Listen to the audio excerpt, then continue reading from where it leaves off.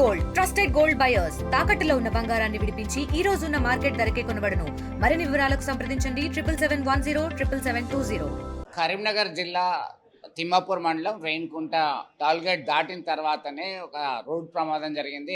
ముందు వెళ్తున్నటువంటి ట్రాక్టర్ను ఢీకొట్టడంతో ఆర్టీసీ బస్సు ప్రయాణిస్తున్నటువంటి 15 మంది ప్రయాణికులకి గాయాలయ్యాయి. ప్రస్తుతం మనం కరీంనగర్ ప్రభుత్వ ఆసుపత్రిలో ఉన్నాము. వెంటనే పోలీసులు స్థానికులు స్పందించిన తర్వాత వారిని కరీంనగర్ ప్రభుత్వ ఆసుపత్రికి పంపించి చికిత్స అందిస్తున్నటువంటి పరిస్థితి. కొంతమంది ప్రయాణికులకి సంబంధించినటువంటి వారు అందుబాటులో ఉన్నారు. కొంతమందిని సిటీ స్కాన్కి పంపారు. ఇంకొంతమంది పిల్లలతో కలిసి వస్తున్నటువంటి పరిస్థితి.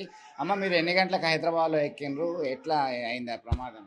ఏమైంది? ఇప్పుడు అందరు బాగానే ఉన్నారా? ఎంతమంది కొంచెం దెబ్బలు తాకినాయి. ట్రీట్మెంట్ కొరకు వెయిట్ చేస్తున్నారా? ఎక్కడికి వెళ్ళాలి మీరు? ఇక్కడ జైత్యాలు రావాలి.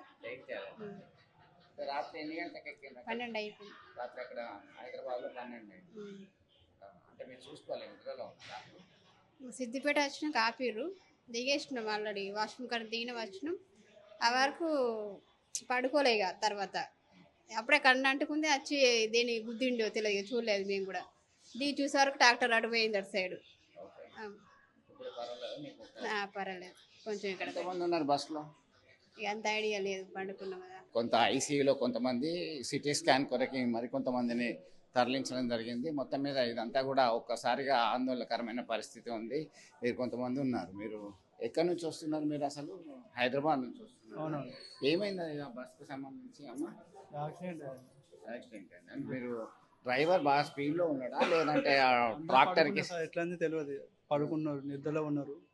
సడన్లీ అయిపోయింది. అంటే పెద్ద శబ్దం వచ్చింది. మొత్తం ముందు డోర్ మొత్తం ఖరాబ్ అయ్యి, అంటే డ్రైవర్ సీట్ ఉన్న గ్లాస్ మొత్తం పగిలిపోయి మొత్తం లోపల అన్ని బ్లడ్ మొత్తం అందరికి ఇది పగిలి రక్తాలు వచ్చేసింది చాలా మందికి. అవును.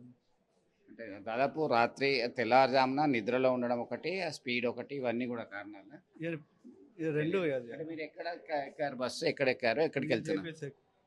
ఎటు వెళ్తున్నారు? ఇటు గోదావరిఖండ్. కరీంనగర్లో దిగి గోదావరిఖండ్ వెళ్దాము. అమ్మ, ఎట్లా ఉంది? ఇక్కడే దాకిందా మీకు? ఓకే. దీనికి సంబంధించి అయితే మరికొంతమందికి సైతం ఇబ్బందికరమైనటువంటి పరిస్థితి ఉంది. ఒక్కసారిగా దీనికి సంబంధించి అయితే వైద్యులు చికిత్స అందిస్తున్నటువంటి పరిస్థితి. మీరు బస్సులో వచ్చారా? బస్సులో ఎక్కడెక్కారు మీరు? జైబీఎస్లో ఎక్కారు. ఓకే. ఏమైంది? సడన్గా శబ్దం అయిందా? ఏంది అసలు? మీ పేరేంటి? ఎక్కడికి వెళ్ళాలి మీరు? నా పేరు. వెడ్డింగ్లో కాలికి పోవాలి. ఇక్కడ కర్నాల్లో దిగి మళ్ళీ వేరే బస్ ఎక్కుతామని వచ్చింది. ఇక మేము పండుకున్నాం.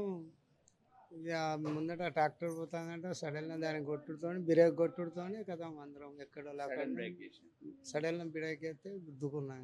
బస్సులో ఎంతమంది? బాగానే 40-45 మంది దాకా ఉన్నారు.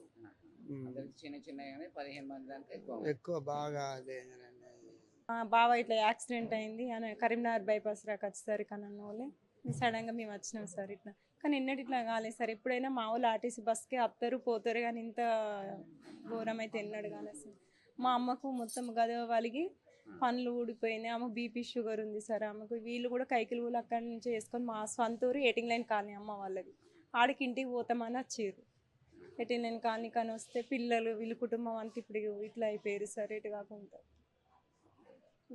డాక్టర్లు ఏమన్నారు? సార్ అంటున్నారు కదా సిటీ స్కానింగ్ చేసి మళ్ళీ అందులో ఏమొచ్చిందో చూసి అడ్మిట్ చేస్తామంటారు. కానీ మేము ఇంత సడన్గా మేము ప్రైవేట్కి పోవాలి అనుకుంటే మాకు ఏడుంటుంది సార్. వాళ్ళు చేసుకుంటే బ్రతికే వాళ్ళు.